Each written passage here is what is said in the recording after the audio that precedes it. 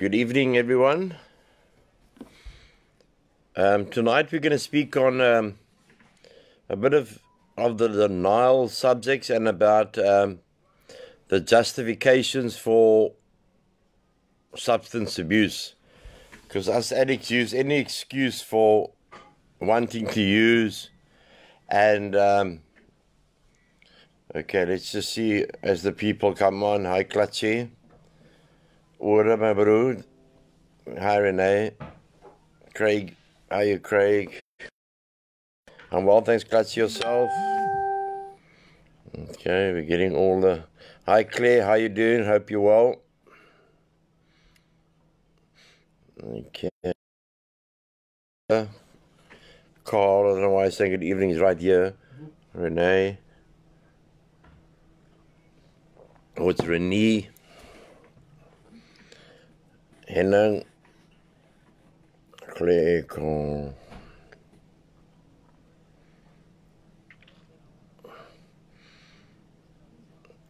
I hope you all had a good Saturday. It was quite an eventful day on the farm here. Every day is an eventful day because we're dealing with gentlemen that one day or 1 minute think they are recovered, the next minute they think they're not recovered, and then the next minute they want to go home, and they go home and they bullshit their parents. So the calling of working in this type of that you don't know at 9:15 what's going to happen at 16 minutes past 9. So hi Anita, goeienaand. Ek kan baie goeie Afrikaans praat. What's happening in our country today? What's changed? You know, it's the sure if they had the lockdown and curfew, hi Dion, in my day, I would. Okay, well, I couldn't make the other things to do here. We were interviewing people, and one person didn't want recovery, and the biggest thing is that you can't, hi Colleen, Diane, you can't force anyone to want recovery. And a lot of people don't want to change. There are people that want to change, and then are people who don't want to change. Hi Sharon. Andrew Brown, good evening. Diane, I just want to apologize for last night for that one clown who thought that he was Chuck Norris's brother for his filthy language towards my manager. He's obviously still a very sick man, and the big book of Alcoholics Anonymous tells us that we have to pray for him. So, hi Moshe Delanga. I love it when I see the Israeli flag. You must come to my farm one day. Outside the farm hangs the Israeli flag very proudly. It is a beautiful flag, and it will always, while I'm alive, hang outside our farm. Hi Lee J. Lee J. Hannett, her and Carl are doing a lot of work in the social development or the social media part of RAEL. Leave it there. And good evening, Sharon, Leandro, Lee J. baby. Leandro, sorry to hear that your mom is in hospital. Diane, Letitia, De Smith, De Verio.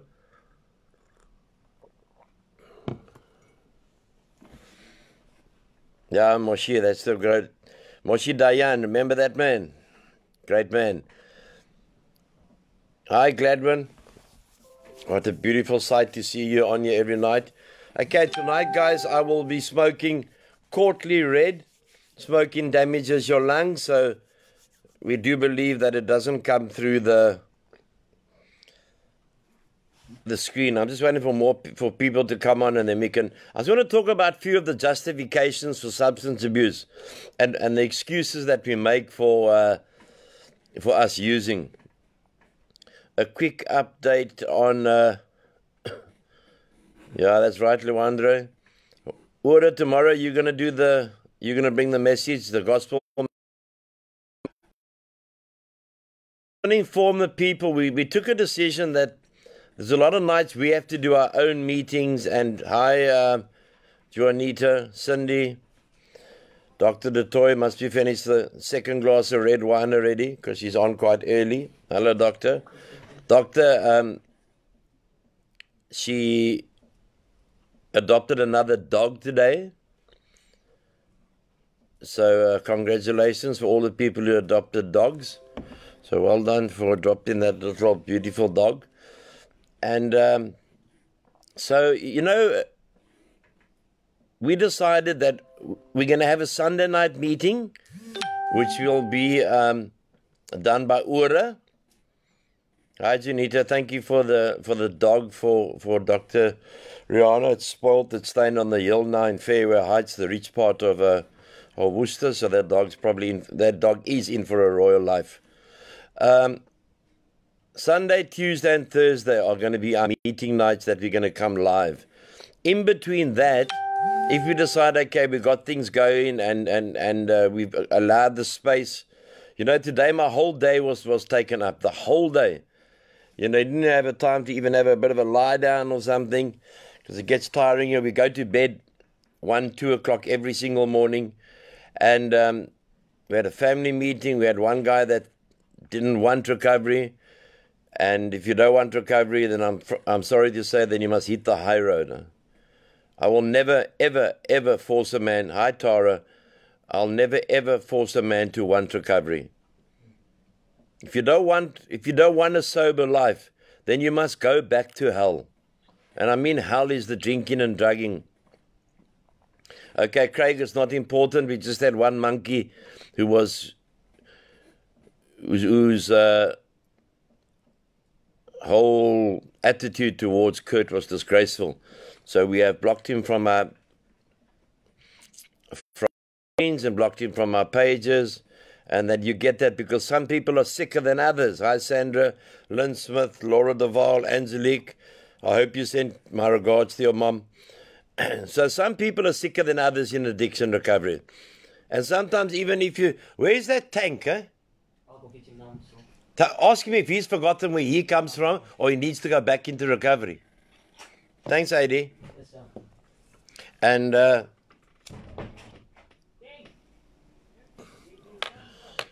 I met a lovely family today. They came from Constantia, beautiful family, and we had a long chat. And it was the mother it was the granny and the grandpa and the mother and the son, who was a very open to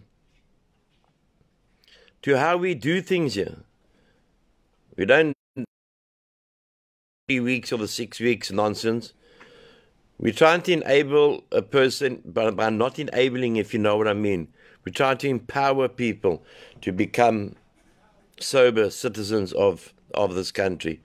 Quick rundown on Mom while the people are here. Good evening to everyone. If I've missed your name, please don't stab me for that, but there are some names that I just forget. Mom is doing well. She's having a lot of fun. She asked for some money today, but she calls it, I don't know what gang Mom used to belong to, but she obviously hears us talk, and we have, hi Gertrude, and we have a lot of fun. So Mom wanted to go to the casino today, but I'll take my mom still to the casino again before she gets too fragile. She's very fragile, but I'll take her into a casino again, because my mom always used to like to go and play, a couple of rand here, her and my dad. Okay, so that was the day from as far as that side. On this side, Graham got another car done, panel beaten and spray painted, and it was delivered to the client, and the client is happy, and that's what it's about. That's what it's about, doing good work, showing people, hey, I know how to do my work, and I do it with pride, and I do it with passion, and I do it with joy. And it's just not about the corona, never. Okay, so guys, let's just leave that sick man who spoke to Kurt last night, and I can tell you now, we can just rather pray for him. Hello, Michelle. Evening, Michelle. Thank you for sending me hearts. We're going to see you tomorrow. I'm a bit disappointed that you're not at Mavericks tonight. But you keep going, my girl, because I believe that your stakes are going up there so badly that the entrance fee has gone up. So Tank may find it difficult to actually get into the place because he normally likes with Werner petrol money and phoning his mother for food. Hi, Wendy. Okay, so I'm going to speak for a while, and then I'm going to hand you over to Ryan, to Tank, who should have been here half an hour ago, but he forgets where he comes from, because he's celebrating a major milestone today. He's celebrating 1 year of recovery. It's amazing. And I think if I had to put money on it, I wouldn't have put money on Tank. You know what I mean? But he pushed through, he came through, and today, hi Vanessa, and today he's celebrating 1 year sobriety. When I say about putting money on it, I'm just being joking. That's my sense of humor. If you don't like it, like choose another channel. You know what I mean? So that's the celebration of having of seeing people come through and get into a year. It's wonderful. I remember my first year a couple of years ago. It is the best celebration, your first year. It's wonderful.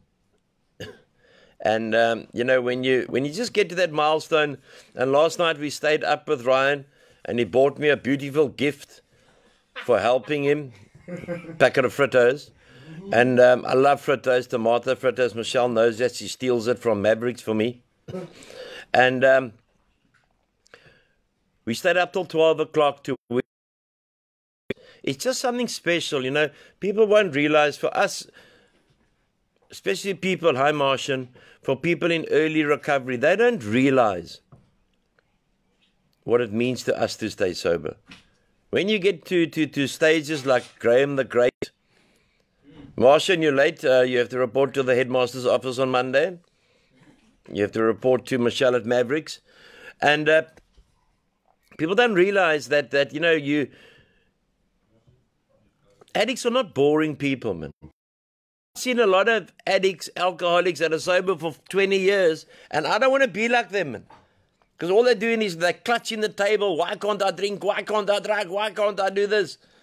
So if you can't have fun and enjoy yourself and take on the world, and my mother says to me today, she's got the most wonderful carer, Angus, and Angus like is really good to my mom, man. So she says to Angus, but I don't love you like I love my son. And I thought, wow, it was beautiful. So I'm getting quality with my. You're true, Wendy. You can send me tomato fritters anytime. Eh? Okay, Vanessa, thank you. And thanks, Vanessa. I miss Kurt's not here. But sometimes we just have to talk in the spirit. And that's how I've done it all around the world. Wherever I've gone, I've never had a piece of paper prepared in front of me. I've never written down, okay, let's do this, let's do that. But show people that there's life after drugs. There's life after alcohol. Jasmine, hello, my friend. Please send love to Tracy, most beautiful woman. I hope I'm going to get invited to the wedding in Spain. How's it, Daryl? Daryl, my broodsie. I tell you, Courtly Daniel is not a bad smoker. So try it sometime. And then we've had on the political front, we've had the funeral of Mandela's daughter. Very sad that she died. And then we had 10,000 people at the funeral with no masks and no. I don't know if they had sanitizer. They probably Shivers Regal. And on Wednesday, the Becky Chelly, aka Chuck Norris, was saying that if you go to a funeral more than 50, we're going to lock you up. So not only addicts break the rules, man. They all broke the rules. Malema, all of them. They must get locked up. Otherwise, Becky Chelly is a bigger clown than we thought he was. He should be on Comedy Central every night. The ratings would be high. Because you can be stupid all the time. So we get into a trust and we show people that we have fun, we enjoy life, we go out. You know, I go to a lot of functions. Obviously now with COVID you can't go to the functions and the dop is flowing, but it doesn't hassle me at all. No, Daryl, that is not true. We don't smoke shit because we are addicts. when we were addicts, we smoked shit, but not any way. Thank you, Wendy. It's a lovely compliment. Courtly, Daniel, Letitia, that's lovely. I love this interaction. So, but we can't like see each other lekker. Oh, that's true, Daryl. Because they think, us addicts and alcoholics, or what side of the railway line do you come from? I came from Fishhook, Sun Valley, very humble, High Glennis, and then we moved to Edgemead. Now, Edgemead is separated by one road in Boerdesig. And then when I wasn't drunk, I wasn't drunk my whole life. I've done a couple of things before I got drunk. Asked Mrs. Pullman. Is your friend from Durban, Connie? Vanessa? Okay, that's it. That's hardcore. I love Durban. Love the Indian people. I used to go out with the Indian chick. She was a lekker chick. Not as nice as I got now, but you never know. And how people used to think that the difference between Boerdesig and between Edgemead, because of that road, there was such a financial and etc. difference. Let me tell you now something. When I had the painting business, and we did well, when I painted in Boerdesig, the people paid you before you finished. When I painted in Edgemead, they come up with all the excuses, worse than addicts. So we mustn't judge where we come from. My mom is very proud that she came from Observatory. She went to Observatory Girls, and my dad went to Connie Hazard, went to Observatory Boys. Hi, Laura. Hey, Sharon Fishhook, I miss it. Huh? I miss the old Fishhook, where everyone knew your name, and it was so lekker. I got beautiful memories of playing sport in Fishhook. Maybe sometimes we can pop up where we come from. So my mom came from Observatory. Loved Observatory. Often speaks about Observatory, not in a dementia state. But people are very quick to judge. And I think a lot of people may say, what is this got to do with addiction? It's got a lot to do with addiction. It's got a lot to do. Okay, Leslie Boerdesig, so we homies. We're homies, and I'm homie with Vanessa, and Sharon's from Fishhook, also my homie, Andrew from Fishhook.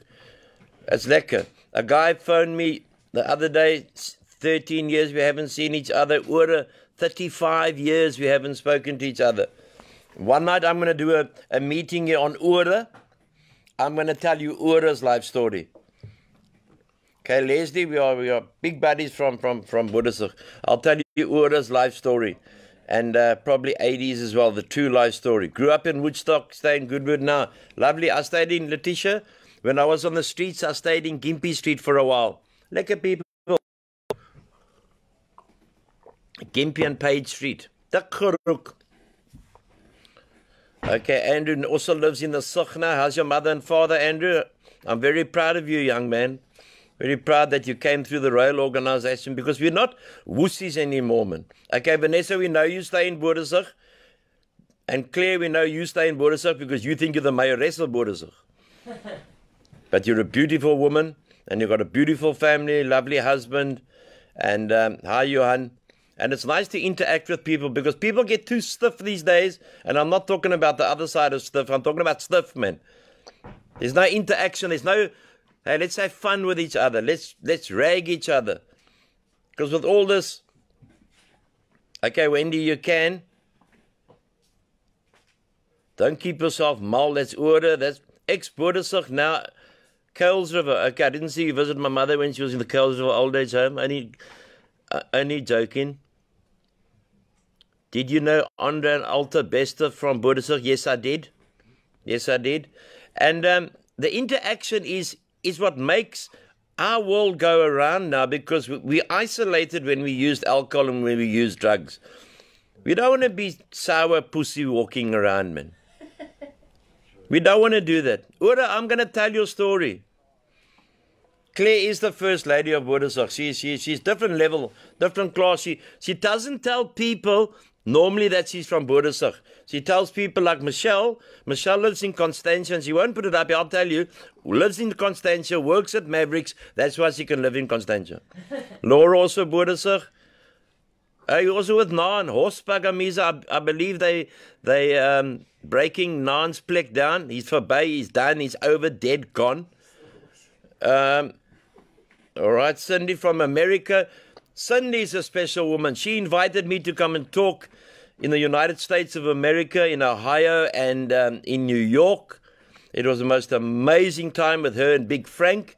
And Big Frank was and is, but he was, one of the big mafia biker boys.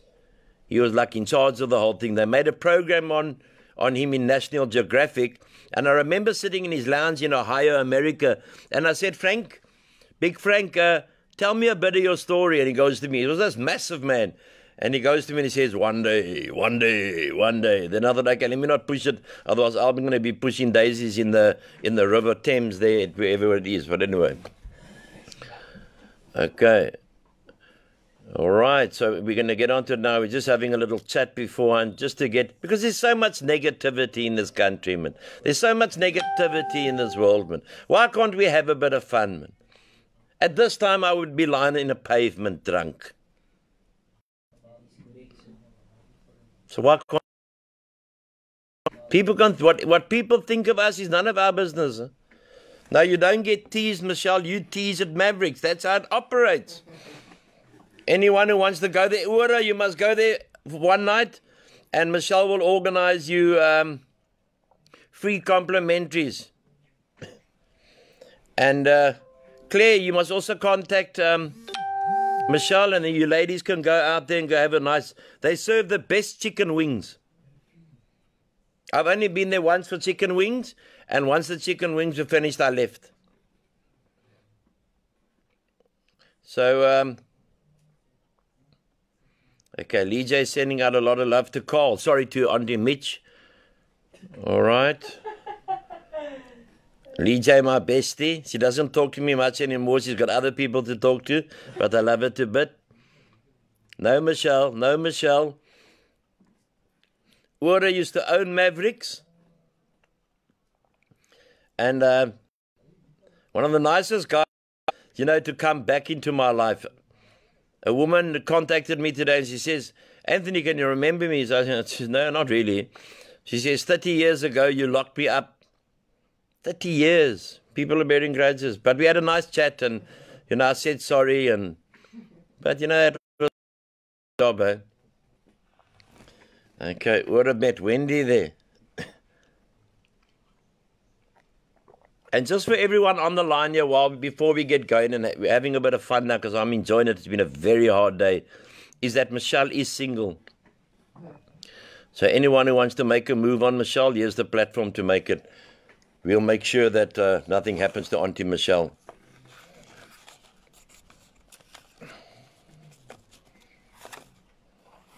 Yes, women are allowed at Mavericks. What do you think Mavericks do? There's women.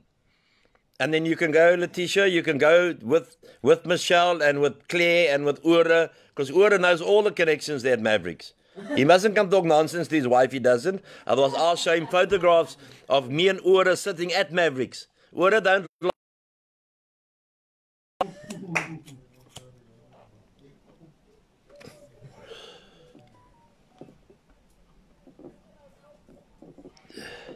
No, Lisa, you'll always be my favorite, huh? Always. Okay. Hi, Barbie. Beautiful woman. Okay, we're all going to go after lockdown. We can have a meeting there, Michelle. Okay. Who would want to talk to him? All right, so the justifications, my friends. Okay, let's just do it for another 2 more minutes. Anyone else want to say something? Claire, you can organize... Michelle, Claire's a very big organizer of tour parties and all that. So she can organize the tour. Richie's coming to make you lunch tomorrow, Mr. Hall. How are you, lekker, hardcore? Richie's 3 years sober tomorrow. Huh? Major celebration in this house going to be tomorrow. Okay, Claire, get in touch with Michelle, please, man. We can arrange a tour there, and Ura can get you in for free and arrange everything. A major celebration at RAEL tomorrow. Richard Ferreira, 3 years sober. We got one today of 1 year sober, and Richard 3 years sober. So we'll have a celebration for Richie tomorrow. It's amazing achievement. I think I was the hardest on that man ever. I was hard on him because he thought he was slim. Andrea, I'm sure we bumped each other and were at many of the same places 32 years ago. We could have been, brother. There's more places that I know I haven't been at than I have been at. I used to enjoy drinking and drugging. I used to be very thirsty until I crossed the invisible line, and it almost cost me my life. So today I love life. I love life because I've got my leadership of beautiful, beautiful, beautiful people. Most of the guys in the program are ticking over to one recovery. I've got with me. What more do I want? When you've abused and used them for most of my life. So when you see something, it's there but for the grace of God, God. That's why I suggest just quick. Okay, I got another 5 minutes for people to come on here while we're having this little. Can people what countries they visited? I've been to a couple, but I'm only going to mention one, and that is Israel. I've been there 3 times. I love Israel. I've said it here before. I would love to emigrate to Israel. I'd love to go live in Israel, Tel Aviv or Haifa or. People will be surprised what a country that is. Now, I'm not talking about the political situation. I'm talking how beautiful that country is, how lovely the people are, how friendly the people are, and they got AA meetings there, they got NA meetings there, they got every kind of meeting that you want there. And if you don't behave yourself, you got a rocket in your head. But that's okay. Hi Beverly, how are you? Okay. Diane went to the USA and UK. Okay, Diane, you're on a different level.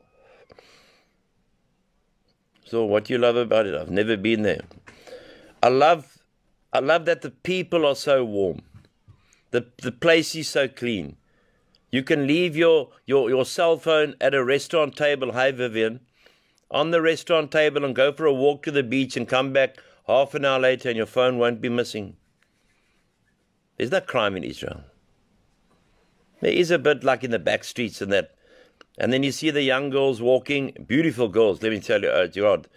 You can ask my doctor, girlfriend, they are so beautiful that Graham, I took Graham and the doctor, but I took Graham and Richie as I said to Graham, okay, now Claire, you're just on a different level. I took Graham because he passed his qualifications. Daryl, I've also been to Japan. I think it's the cleanest country I've ever been to. Went to the World Cup, humble. And Graham because he passed, and Richard because he gained his Springbok colours, and I owed them a trip overseas.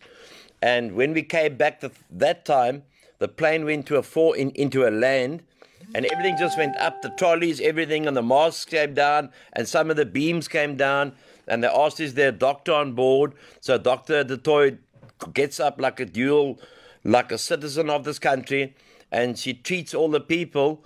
And this is the difference between the Jewish people and any other people in the world. They take her particulars. She had to write, even mention, but I was like saving more people than her, but that's humble. We don't even talk about that. And they send her a ticket, a return ticket to Israel as a thank you. There's a difference, man. In this country, they'll charge you for the return ticket and then still steal the aeroplane. But anyway.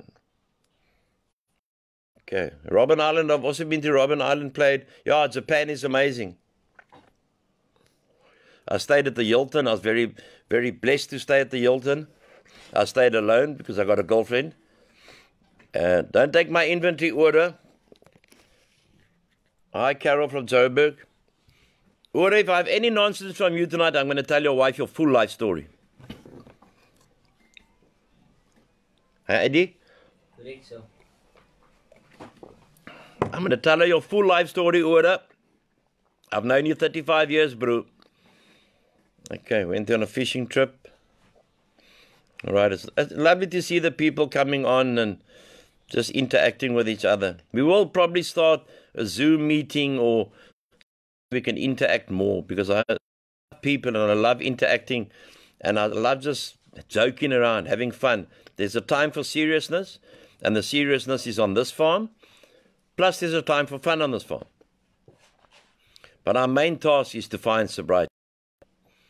But when we find sobriety, we have to find a new set of friends. And like Andrew and Clutchy, even Michelle, are finding new friends on this page. Because we can't hang out with those that we used to hang. We can't do that. Justifications for substance abuse. Maybe some loved ones will, I've got my computer open here, some loved ones will identify it. Yes, yeah, you're right, Lijay. Ura has not been telling the truth on this forum. I have to go and tell it for the people. I'm free. And then I'm going to start with Carl Ulufi. The addict is a master at using... Sorry, I lost my glasses. I'm getting a bit old. Okay. Does that look nice, Andrew? Okay, hardcore. Different level. The addict is a master at using denial to protect their substance abuse. They will be able to supply plenty of justifications. Michelle, I would love to see you wearing your pajamas when we do... I haven't been a pervert now, but I would love to see it. In the Zoom meetings, you can use your pajamas. Carl is Mr. Hannett now. Okay, jeepers. Miracles happen in... Claire, you girls are trying to make this into a RAEL Mavericks. Maybe it's a good idea, huh? And then you can come here on the Friday. There's 2 poles in the house. You can do a bit of pole dancing, and then we can have fun. Tank can dance on the one pole, and you can dance on the other. I really miss my manager tonight, because it's always good. He's always laughing, and he's always funny, and he's always happy compared to the man that walked in here. I miss him so much. But you have to give the man time off, huh? Don't have to, but we have to. The real problem, it's a big business opportunity, Claire. And we've got some good-looking young men here. We've got AD, you know, you've met him. You've got Graham the Great. We've got Richard. We've got Carl. Like I think, hi, Aileen. We've got Carl, but he's busy occupied in Newcastle, England. We've got Justin's here. Other Justin is in the prison because he didn't want to listen, so he must go sit. And Angus, we've got Angus. He's a very good-looking man. And then you obviously got me. Look, let's don't change that. Okay. Aileen. Where are you from, Aileen? Okay, hardcore, different level. Clutchy, if Tank dances on the pole, the house comes down. We can't have that now, can we? Even on his 1 year of sobriety. It's a major thing here. You can imagine what it does to me as the leader of this home. And let me tell you this, not leading alone. I'm slowly relinquishing a lot of what I used to do to the leadership of this home. The legacy one day has to carry on. Okay, Claire, that's too many secrets. You can send all your profiles to Claire. That's too many secrets, Claire. We can't get that out there. My name is not Ura. This is some of the justifications we use as addicts and alcoholics. Why we use. Hi, Wendy. Again, Wendy, sorry, this is interactive, so I have to change. And if you people think we're changing too much, then we're changing too much. Wendy has lost three children.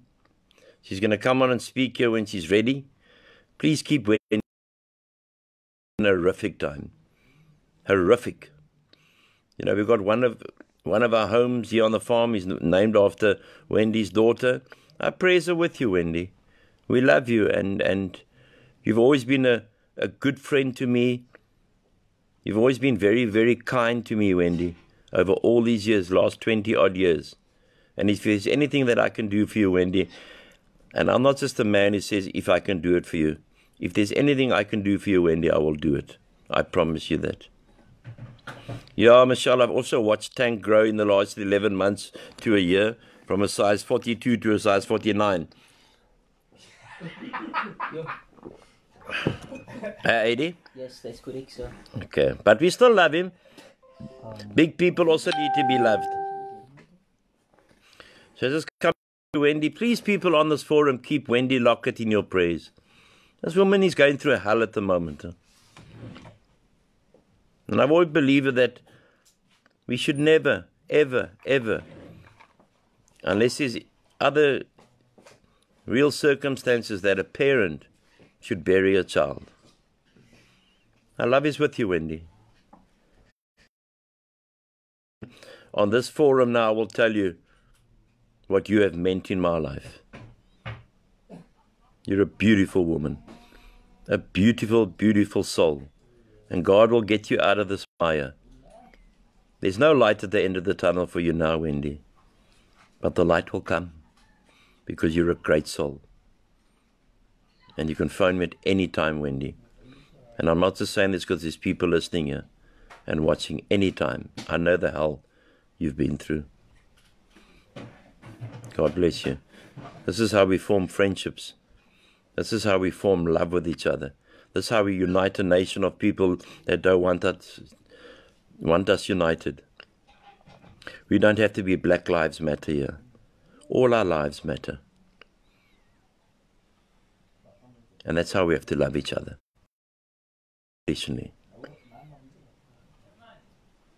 And if this group, you know, we get to about 5,000 views per night after, once the thing has finished and people watch it in their own time. They watch it in their own time. So we're touching a lot of people. Huh? And a lot of people are being touched by each other. That we can lift up Wendy tonight. And we can dedicate this meeting to Wendy tonight. I read your post this morning, Wendy, and it was very sad. Okay. The addict will say, the real problem is other people judging me. People are judging me, so that's why I'm putting a needle in my arm. That's why I'm smoking a pipe. That's why I'm drinking. That's why I'm doing this. Don't talk shit, man. The family stresses them out, so they need to unwind with alcohol and drugs. Imagine every mother and father who gets stressed out by their children start using tuk. And we have a lot of it. We have a lot of it. My friends, don't get me wrong here. We've got a lot of alcoholic and addicts, mothers and fathers who use tuk with their children. There's lots of mothers and fathers that come into this place whose children get supplied by their tech, by their parents.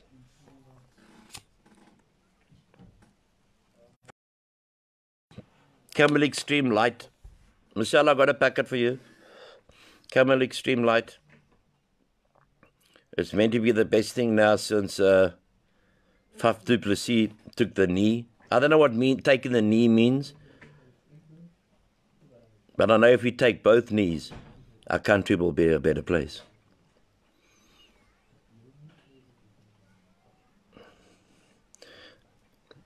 They have a job they hate and a boss who makes their life unmiserable. When I came back from the streets and my mother said to me, Anthony, hold it, you must go. You have to go find work. So I went to NICRO, which is an organization that helps ex-offenders to get a job. And taken into fact that I'd been the security director of a large retail store before I went on my mission of around the country on 2 feet. And I wasn't honest and Gladwin, but I didn't want to see you. I needed a break. And but I love you. And I got a job in Montague Gardens, and I think Claire will know this, at a place called Free Play. What to do there was I had to put a little piece of button or whatever crap you had to put on the line, and I had to put it into this radio. Paid 367 Rand 50 cents a week. And I did it, and I used to walk home, walk to Edgemead. And people who knew me just used to drive past me, and I thought, okay, I've done this for you, I've done this, but I'm not going to hold resentment what I've done for people, because what I've done for people, I've done out of my heart. And eventually, it got to a place where that's all I was doing. And then I thought, no, wait, hold it, Anthony. While you are here, try do something to make the lives of the others better. So by the time that I had left, I got them a canteen, because we said we were just going to strike. I got them a place where they could sit down and not sit down on the pavement and eat. And I became their representative. And I can proudly say to you now, I was the only white person out of 400 people working for that company. The most of it. I had to humble myself to go and do that in order for me to get sober. If you say you're willing to go, because the addict's favorite thing, and it happens here on the farm as well, when we get people jobs, they say, Mr. Hall, I'll do anything, I'll do anything, I'll do anything. So you get them anything. And then after 2 weeks, you know, Mr. Hall, I don't want to do this job. But you told me you'll do anything, brother. I'm not meaning now to sweep the streets, which is nothing wrong with sweeping the streets. But that's a justification, because the youth of today are fucking lazy. They don't make them like they made them in the past. Excuse my language there, but they just had to come out. And they become lazy. And then they expect mom and dad to supply their needs. And they dictate to mom and dad of how and when and what everything should happen. They want to eat at their time. They want money from mom when they want the money. They hold their mother and fathers hostages, and if the mothers and fathers, especially the single moms, if they don't get the money, they fear for their lives. And we see that all the time. Sorry, I'm just going through here. Okay. Okay, Michelle, I see you already got a fan club. You and Claire can hook up lekker and get this thing on the road.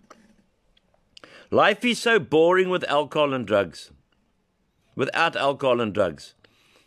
So I have to go out and get drunk every night. I have to get drugged. Otherwise, my life is boring. It was boring in our days. I don't know if there's people here that are older than me or my age.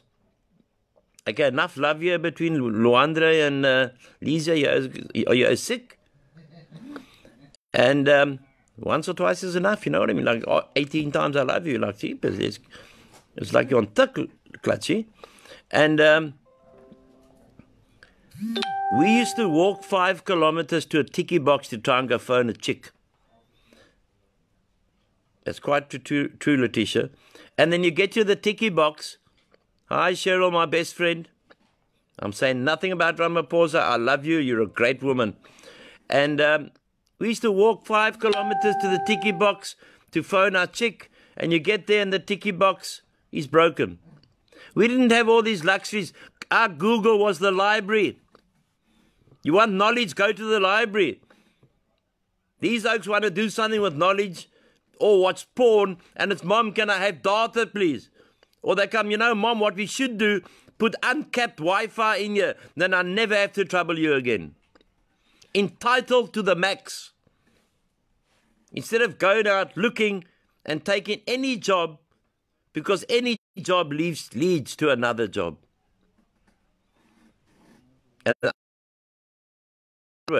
Geez, Diana, I wouldn't have said you're 55. Okay, then again, you wouldn't say Michelle is 60. Okay. The lack of employment opportunities is the real problem. I used to go, when I came out of prison and I came from the streets and I had one copy of my CV typed, it was all false. And then I used to say, Mom, I'm going to go give out my CV today. And she used to say, okay, good luck, my boy. And my mother, in her eyes, was like, she really meant it. Good luck, I hope you get a job. Well, just round the corner, I thought, I put it in the rubbish bin, got onto a taxi. Those days, didn't have a car. And went out and got drunk. Sometimes, you know, we say, I wish I was 25, 30 again. Of the hell that I caused. People who do not drink or do drugs are weird and uptight. What a lot of crap. Have to get drugged and have to get drunk so we can go and dance on the bar table. And then I used to do my favorite one. Ura was with me once. I don't know if you were there, Cheryl. I don't think so. I got up on the table, and then I asked them for the mic from the karaoke, singing My Way. And as I got to the part, on the second part, when it says I did it my way, the table just fell into 18,000 pieces, and Anthony Hall landed with his head on the ground. That's why probably I'm not so right, and I never got to do it my way. But that was my favorite song at karaoke, even though I couldn't sing it properly. I love karaoke. I love singing because I can't sing, and just enjoying myself now. The smallest thing, I went to go, I'm 56, and a couple of weeks ago, we were lucky because my girlfriend's a doctor. She's got 18 A's, so she's clever. 1980. So she arranged us to go see the snow in Ceres. It's the first time in my life I've ever been in snow. It was an amazing feeling. It was just something, hey, Anthony, you've done this now. In the past, when I was drinking and drugging, the only snow that I want to use is the country's been government, and that's why life is so miserable. So we use that as an excuse to drink and drug as well. Any excuse to drink and drug.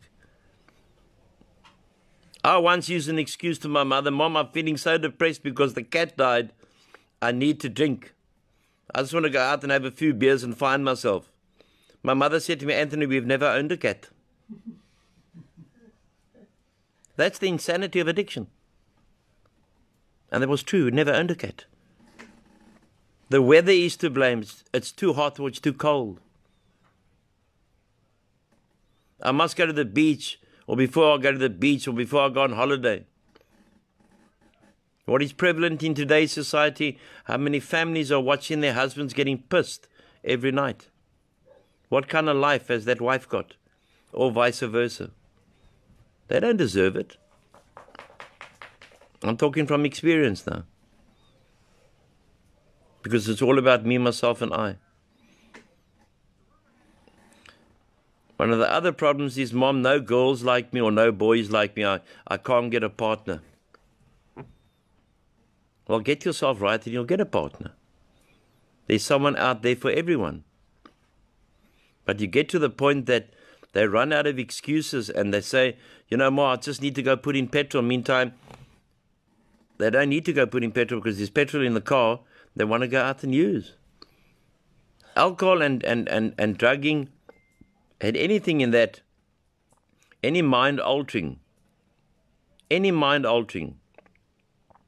is evil. We are fighting an evil substance. We are fighting a substance that today is killing our children more than ever. We are fighting a substance today that our children are using more than ever. And that's from all sectors of society, from the affluent to the not so affluent and to the poor. People who come into a rehabilitation center, they've been putting needles in their arms for 25 years and coke up their nose and tuck wherever they want to put it. And then they'll come to me and say, sorry, Mr. Hall, I don't eat brown bread and I don't eat vegetables. That's what you have to sit with every single day. The pride of our people. When our youngsters I remember, and I'm not just having a flashback to the past of, if I wanted to go out when I was a young man, I had to mow the lawn. And then my dad would give me pocket money. Wash the windows for Mom. My dad used to give me pocket money. Don't dare leave your cup on the table and think your mother's a maid. She's not. It all seems to have changed. We see a lot that the kids are running the house instead of the parents. And it's that fear of the parents for the children. We're in an uphill battle to win. We're not going to lose the war. There's a lot of battles along the way. I've buried a lot of young men along this way of this 13-year journey. And it wasn't pleasant. And it wasn't pleasant to talk at their funeral. And you try and make it in a way that, and we all know that we're sick people. We're not bad people. God made us all well, and He made us as good people. No people or person. My nephew was a drug addict and he hung himself, and that's why today we've got RAEL. He wasn't a bad boy, he was a beautiful boy. He just got to the end of his tether and had to take his life. The addict will be able to come up with plenty of justifications for our behavior. And denial is one of the biggest. And when you leave a rehabilitation center, especially if you leave it after 4 days, and then you want to go tell your mother this and that and that and that, who's your mother going to believe? Well, if she believes the addict, then she's got no credibility herself. Especially if that's the track record. And that's how people play with addicts, with mothers and fathers of addicts, play with their money. I've seen people take out bonds. I've seen people lose houses. I've seen people have no money left. I've seen people sell cars. I've seen mothers and fathers do the ultimate for their child, and it just gets kicked back in their face. There's much more to addiction recovery than putting down the alcohol and the drug. Putting down the alcohol and the drug is probably the easiest part. It is the easiest part. It's then what's changing between our ears. Changing our lifestyle. Changing our friends. And that's changing the company that we keep. Trying to rebuild our integrity. And that's difficult to rebuild because people will judge. And they will always judge. But we must just go forward and say, you know what? I'm doing this for myself. And the spin-off will be back in my relationship, have my children, have a job. In this time of depression in our country, we don't realize how many people, and I get a lot of calls, how many people are taking their own lives.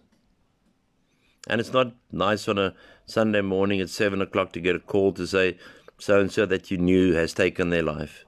There's a lot of people who have taken their lives in this last 3 months. There's a lot of people that are at the end of their tether. There's a lot of people who can't work and put food on the table.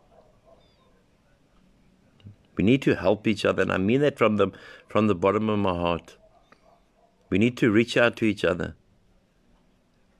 And I also want to warn people, if anyone ever contacts you, anyone on this page, and say they're from RAEL and they're asking for something, please don't give it and report it to me immediately. Because that's what the addicts will go to. As they will sell their bodies as males, they will go to any lengths to get money for their next fix or their next drink.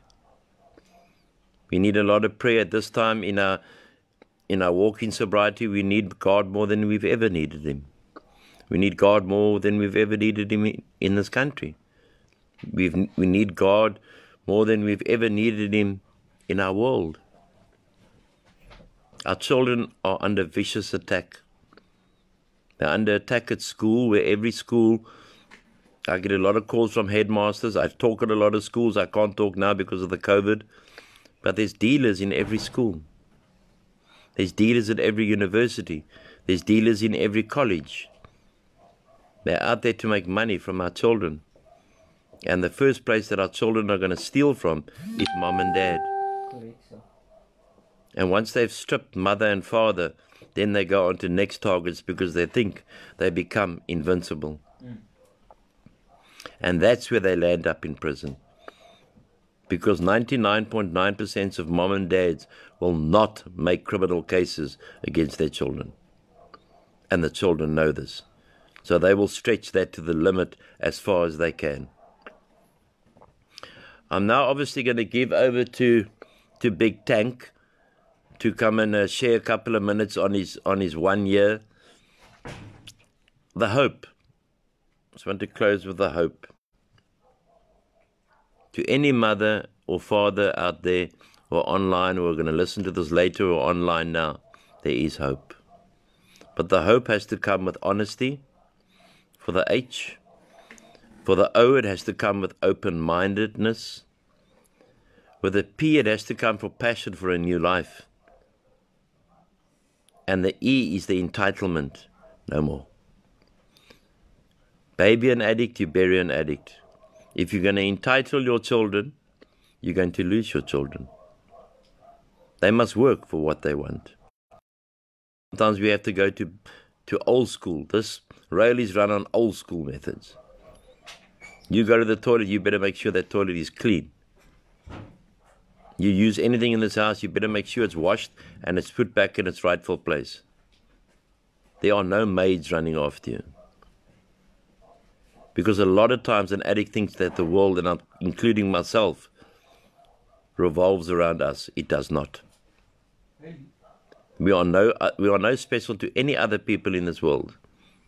We've made mistakes, we've taken the wrong choice in life, but at least we've got the time to redeem ourselves, to continue living a fruitful life. So thank you very much. I'm going to hand over to Tank, and he'll share a bit of his 1 year. We're obviously very, very proud of him. Thank you all for coming online tonight. You all are new friends. Some are my old friends, but most of them are new friends. And we'll just go with the spirit, go with the flow, think what we're going to talk about, and then just let it go.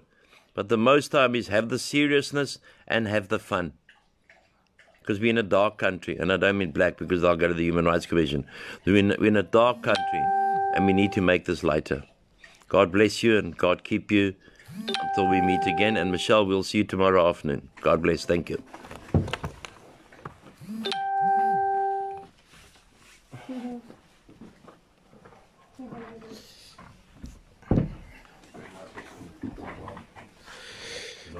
Good evening, everybody, ladies and gentlemen. Yeah, today I'd like to speak obviously about 1 year here at RAEL. I'd like to start off today with first thanking Mr. Hall and thanking the RAEL organization and Mr. Kurt Schuler as well.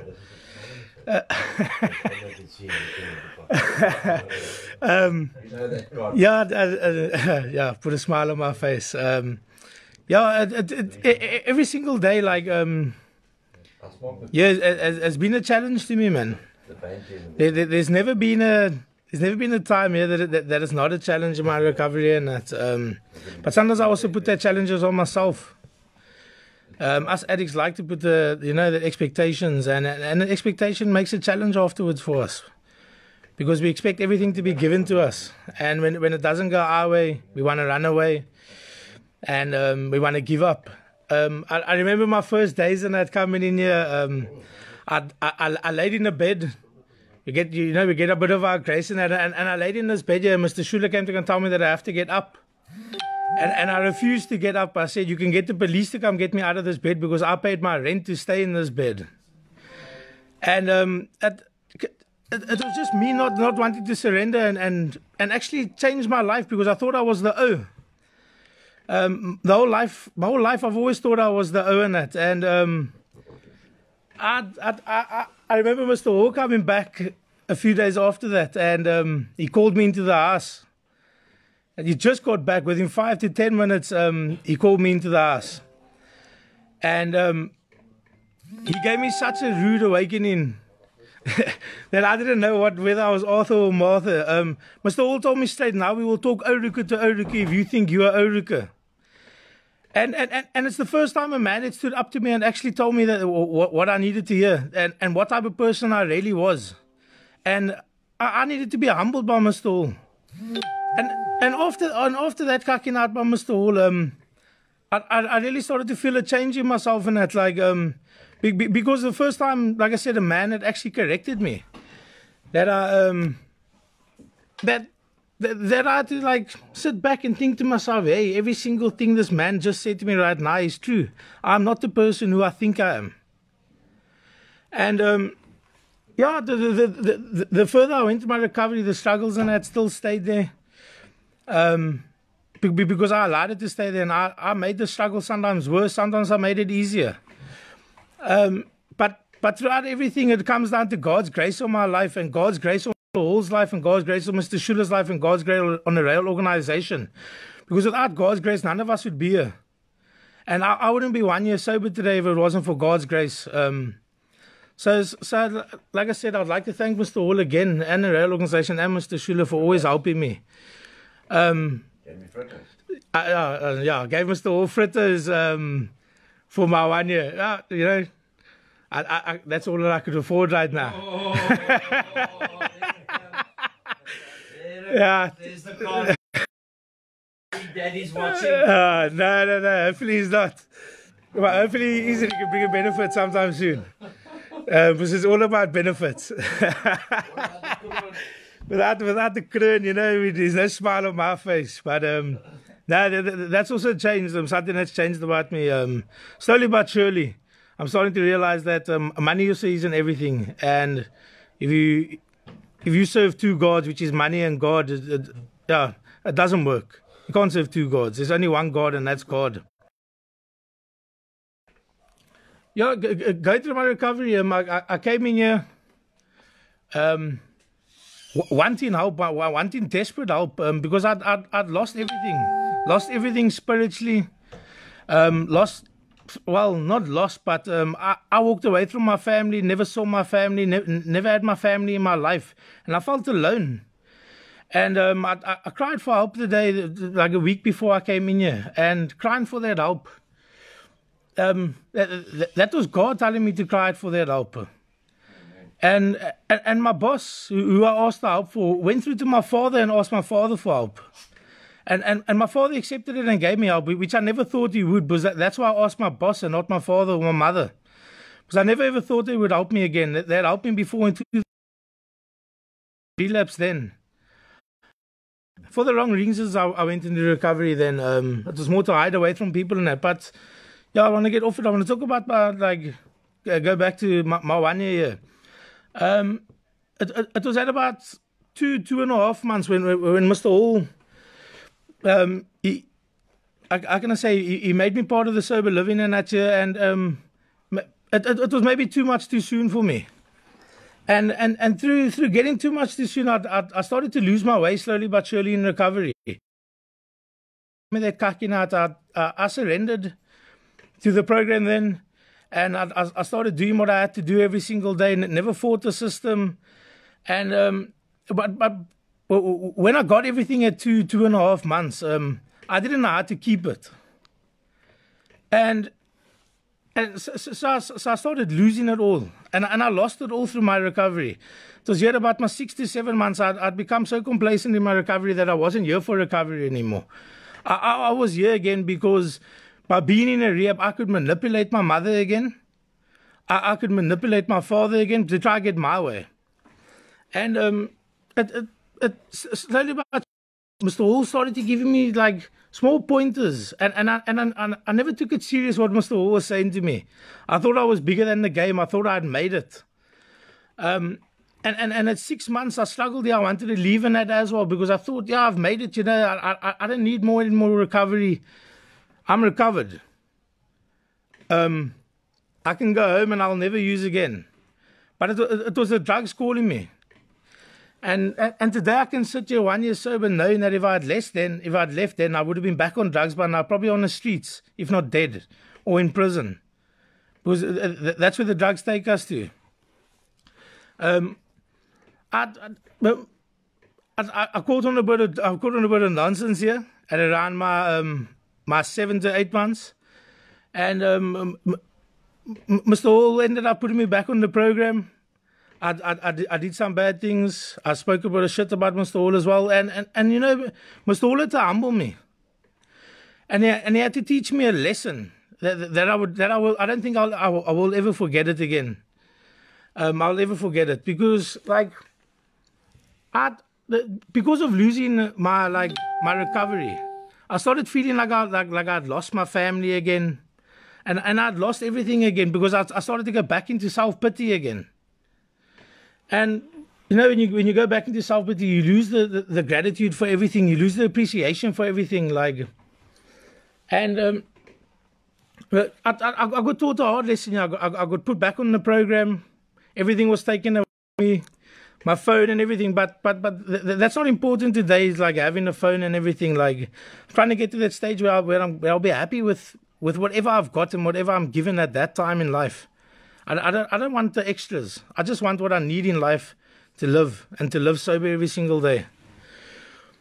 And coming back onto the program, and after Mr. Hall put me back on the program, and that, like I really struggled here to surrender again for the second time to the program. But even though we have to surrender and accept every single day that we are addicts, I struggled then to surrender again. And for about a month and a half, I was playing around here on the farm, like questioning everything that was going on. And not really paying much attention, not listening much, telling myself, yeah, you know, I'm here at least, but not taking my recovery serious. And it was at about 2 months in, the situation happened here on the farm, and I came into the house, and I was rude to Mr. Hall, and he came and he corrected me. Not in a nice way, you know, like he put me straight in the school again, that I was rude and I was ungrateful, and I didn't appreciate anything in that again. And this place is run on respect and discipline. And it was after that Mr. Hall told me straight again and put me straight in the school that night, that the next day I decided to surrender and start listening and maybe start changing my life again. And I can tell you, once I surrendered again and I accepted where I was and what I was going through, and I wasn't trying to fight the system and trying to get back to where I was, and just accepted where I was, because where I was at that time and where I still am at this time is in a place where I'm trying to change, man, and I'm trying to save my life. And I started working the program like taking things seriously. I still feel I'm taking this program very seriously right now. Like sometimes I'm a bit hard on myself, some days I'm not. But I just feel like the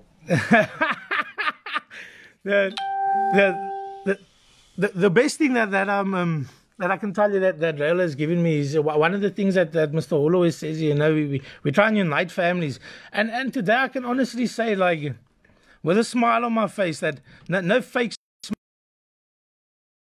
I've got my whole family back. After feeling like when I was on drugs that I had no family around me and they would never accept me into their life again, every single one of my family members has come to visit me on this farm, and I've seen and have supported me through my addiction. It's amazing to have my family back in my life. It's probably one of the things that really makes me keep on doing this also every day is because of my family. Like I want my family back in my life, and I've got it. So there again, I would like to say thank you to Mr. Hall and the RAEL organization, because if it wasn't for Mr. Hall's ways and the way that he teaches us, it wouldn't have happened. At no other rehab, I don't think this would have happened. I would have given up long time ago, but because I got told straight at times, I haven't given up. I'm still here fighting today and fighting for my life. You know, it's 1 year, and as Mr. Hall says, it's a big accomplishment for that I feel to get to 1 year today. And but I can't make the same mistake that I made at 6 months and feel that I've made it again. So I have to push through this time and work even harder now in my second year to get to the ultimate goal. Like I want to feel that complete freedom in my life, man. Like I want happiness. I don't want to have to go a day where I have to put on a fake smile to people. I want to be able to smile a real smile, like the big tank smile that I always used to have on me, and that that's what I want. So yeah, I've really I really feel growth in that in myself as well, like in certain areas in my life. Like I said, my self-pity. Now I've got a bit more gratitude in life for what people has done for me, for what my parents have done for me. Like I don't look at anything that they haven't done for me anymore, or the things that I used to think they hadn't done for me, but they actually had, because I was in self-pity. Another thing that Mr. Hall always points out to is my jealousy. But all that I got to keep it doing is accepting every single day that this is my situation, and that other person is they or them, and I am me. I just have to keep working on myself. If I keep looking at the next person, I can't go forward in my recovery. I also had to get humble, Mr. Hall, in that part of my recovery. You know, I was watching one or two guys smoke all the one day, and I brought it up here and I asked Mr. Hall to humble me the next day by telling me that, listen, I think, Tank, you were picking on them, and after that day, I also had to sit back and take a good look, man. I need to stop looking at other people and start looking at myself, because if I can't keep watching other people, I can't focus on my own recovery. I'm focusing on their recovery, and I can't focus on other people's recovery after recovery. Yeah, you know, I can speak here like for forever and go on about my time here at RAEL, and I've had a lot of fun times here on the farm. Some actually, the sober times that I've had here on the farm is better than all the times that I've had drugging. Because there's never true happiness in what you do in drugging. Like yeah, I can say I've had fun, and I'm getting to that stage where I'm starting to feel truly happy again, like with where I am in that. I just luxury. Yeah, no, like, and you know, I was thinking of speaking about that earlier as well with Mr. Hall. You know, like luxuries, like if I didn't have chips or chocolates, and I didn't have pop or sugar some days, like I don't feel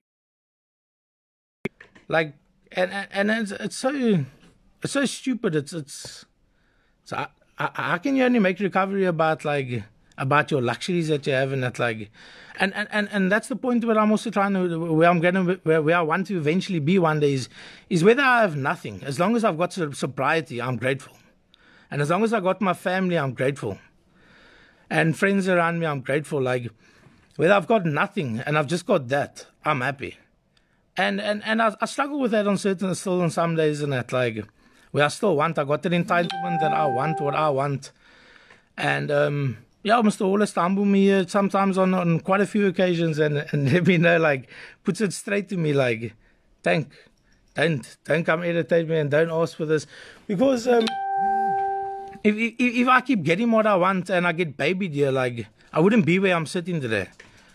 If I was babied here by Mr. Hall, I wouldn't be sitting here 1 year later. I would have been back out there drugging already by now, because I would have heard what I wanted to hear. And Mr. Hall would have told me those times when I was struggling, you know what, Tank, yeah, you've made it, you can go out there. But no, you told me you're still far from recovery, Tank. You need it. And yeah, I do truly believe that I still got a long way to go to get to where Mr. Hall is, where Graham is that sits here, Graham the Great, and Mr. Schuler, like. And the only way I'm going to do that is busy working here now. You know, the RAEL program, there's no faults in it. There's like, and to be honest with you, like luxuries. The RAEL farm is the things that we get given here is luxury compared to what I had when I was drugging. Everything here is luxury. Not like, I still sometimes feel like, yeah, I wish I could have a car again, because I sold my car, Golf TDI 5, Golf 5 TDI for 20 grand because of drugs. And I would still love to have a car. I would still love to have the material things, but ultimately, like Mr. Hall always reminds us every day, as long as you got sobriety, you'll have happiness. Like, and be grateful for what you have. Because if I relapse, I'll have nothing again. No family, no support. Won't have shoes on my feet probably next time. And yeah, that's sorry. Yeah, no, yeah, you know what, let me tell you a funny story of what happened here about 6 months ago. Yeah, it was actually 6 months ago today. I had my phone and I started speaking to a girl, and I thought I'm gonna get lucky there, and I'm like, yeah, and I'm talking nicely to her, and I probably a state of denial. Like, the girl asked me, so how long are you sober now? So I lied to her, and I'm like, yeah, look, I'm 2 years sober today. This was 6 months ago. That was in about the morning. And, later that afternoon, Mr. Hall comes to me. I don't know if he took a photo of me or if I just told him, Mr. Hall, I'm 6 months. And he goes to go paste on Facebook, congratulations to Tank for being 6 months today. And it wasn't even a couple of minutes later, I got a message from the girl. So are you 6 months or are you 2 years sober? And yeah, again I lied to her and I said, no, I've only been at RAEL 6 months, but she didn't fall for my shit. She knew I was lying straight. So that was one of the funny moments that happened. But yeah, I also think about that a lot. Like, when's that woman going to turn up on my doorstep that I must be in love with for the rest of my life? But yeah, as Mr. Hall always says, Tank, let it be and let it happen in God's time. Not going to chase it. Even though Auntie Michelle's nice, she's from Mavericks. But yeah, that's all I'd like to say this evening is thank you to Mr. Hall and thank you to the RAEL organization. Thank you to my father, thank you to my mother for supporting me, my family, Heather, Dion, my cousin Gavin, all my aunties, Des, Debbie, Johan, Greg, my granny, my cousins, all. Yeah, thank you very much for everything that you guys do for me and all the love and affection that you guys show me and that. And yeah, Ryan will be back. And give him a few more years. He'll be back to the boy that you knew that I grew up. And that I'm already feeling that I'm getting back to that person that I was. But yeah, yes sir. Okay, sir. Yeah. So thank you very much to everybody. Yeah, it's been really great, and I'm really grateful for this opportunity that I've been given, and I hope I get another year, 2, 3, 4 years. So even up to 15 years, I'd love that. Just got to keep putting in the effort. And I just wanted to say, like, before I finish up here, that what I love about this time now, where I'm at now, like being 1 year sober, is he's been able to give the message of my recovery that I just coming in. Being of service to the next addict and trying to help them to get to the stage where I am at times. Just when they're struggling on their first few days, tell them I struggled on my first few days and I got through it. Like helping the next person, I'm really starting to love that, like of helping people, man. I'm starting to feel that maybe my purpose in life was also to help people. And maybe I found my purpose here at RAEL as well. Is to help the still suffering addict and give hope. Because today, being 1 year sober, I'm hope. There's other guys here like Graham, 5 years sober. He's hope to the still suffering. Mr. Hall, hope, 15 years. So yeah, thank you to all my friends here at RAEL. Just want to say, Angus, we love Kruin. And yeah, I love Angus, love Mr. Hall, love Graham, love Mr. Schuller, and thank you for everything. Thanks, guys. Hope you enjoyed.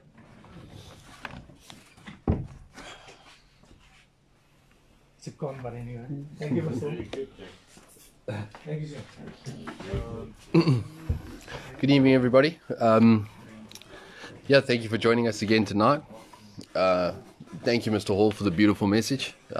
Always a pleasure to hear Mr. Hall speak. And then most importantly to Tank, thank you very much for your share, but most importantly, congratulations to Tank. Coming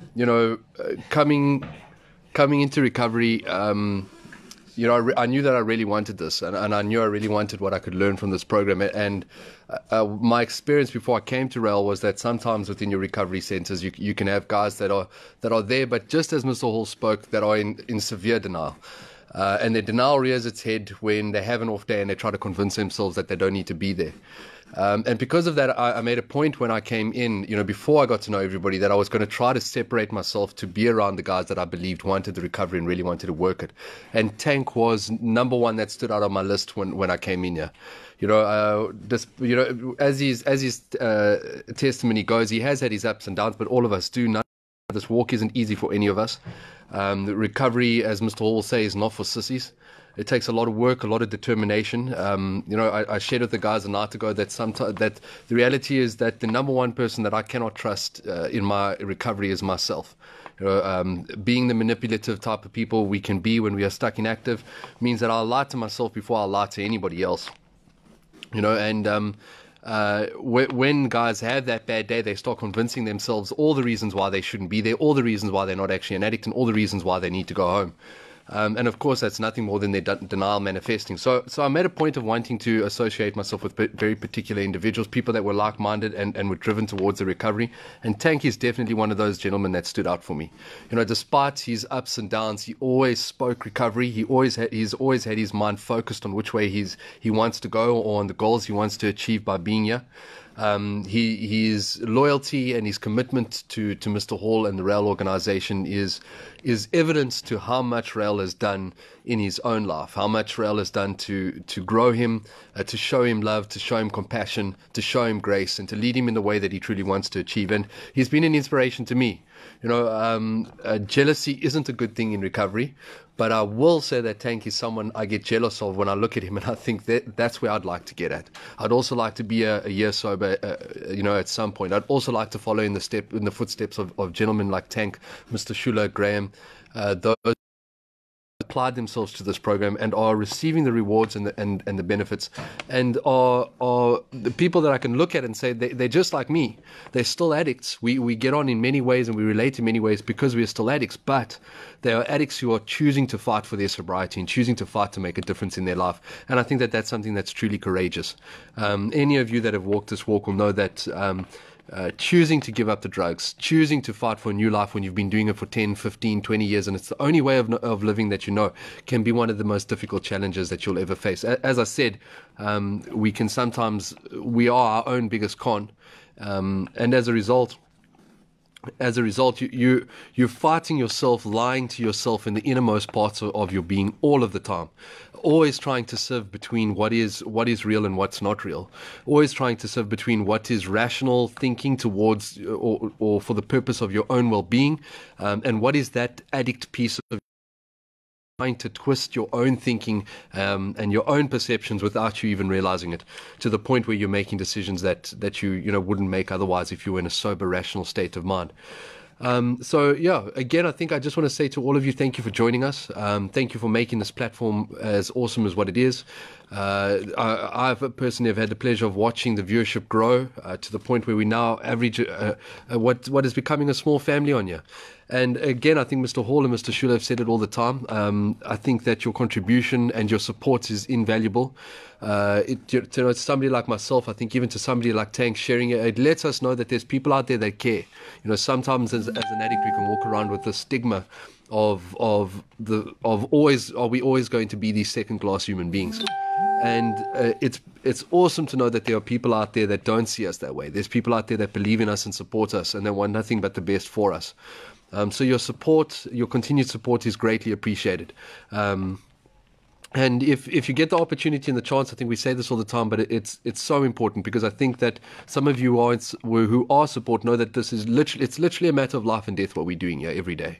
You never know who tonight or tomorrow or in the next coming days or in the last few days has picked up for their last time. It happens every single day, and anything we can do to spread this message is potentially saving a life every second. You never know. You never know who tunes in right now. You never know who tunes in every night and might just be hearing exactly what they need to hear to not pick up for even just that night. And maybe just that night not picking up is what saves their lives. So please share the group, share the video if you get the chance. that's struggling or suffering, let them know that there is this beautiful platform where they can come and hear those that have long-term sobriety and those of us that are still in the beginning stages fighting for our lives, share, so that they can get hope and inspiration, and that we can continue to carry the message to the still suffering addict, as well as to the support. I think one of the most beautiful things that I personally is that we have mothers and brothers and fathers and sisters on here as well, who are getting to have what I think is an incredibly rare first-hand insight. You know, if you've been part of just the NA or the AA program, you'll know that it's called Narcotics Anonymous or Alcoholics Anonymous for a reason. In order to protect the addict, often those meetings are closed. They do open meetings. However, majority of them are closed. And it's addicts helping addicts, which sometimes creates a situation where the support of the family or the loved ones don't get the opportunity to hear firsthand what the addict experiences, to see how they relate to one another, to see what are the real pitfalls of this disease and what they're doing to recover, and how they can be of aid or assistance to their loved one. And all of you are getting that first-hand experience as well. I think that's another beautiful aspect of what we're busy doing here. So I think, again, thank you very much for joining us, guys. Thank you for your support. Thank you, Tank, for choosing to continue to fight for your sobriety no matter what. You're an inspiration to me, and I think to a lot of the gentlemen that are here. Thank you, Mr. Hall. Beautiful job you're doing here of saving our lives literally day by day. And the fantastic platform that you're creating here. You know, in this is recovery. It's first and foremost the passion of saving lives. But if what we're doing is we want to get the reach out there and we want to attract the numbers in order to be as influential in changing people's lives as possible, then I think that even as a recovery center, it's crucial that we remain as innovative and strategic as humanly possible. And I think this platform is another beautiful demonstration of how Mr. Hall is constantly on his toes in terms of how do we get this message out there? How do we get it bigger? How do we pull more people in? How do we be the change we want to see in the world with regards to saving the lives of the still suffering addict? So to Mr. Hall, thank you very much again for this platform, for the beautiful organization that you run here, and for everything that you do for men like Tank and myself and Graham, and thank you to your team as well. So again, thank you very much for joining us, guys. I hope you enjoyed the share. Please, if you have the time, it's only going to take a second. Share the video, share the link to the live group. Let friends, family, acquaintances, anybody that you know who's suffering, know about what we're doing here, and help us to carry that message so that we can continue to grow this group and continue to have an impact in terms of saving lives of the still suffering, and bringing hope to the family and the support members out there who have loved ones who are suffering. Thank you very much for joining us again. I think, as Mr. Hall said, we're going to be doing Tuesdays, Thursdays, and Sundays. As per usual, I'm pretty sure that Lee J will post a banner advertising when the next share is and who will be doing that share. And then, as per usual, we'll make sure that we're inviting you guys to the next share. But thank you very much for joining us once again. Hope you have a beautiful evening and enjoy the rest of your weekend. And we look forward to seeing you guys all again soon. Thank you very much. Love you all. Bye-bye.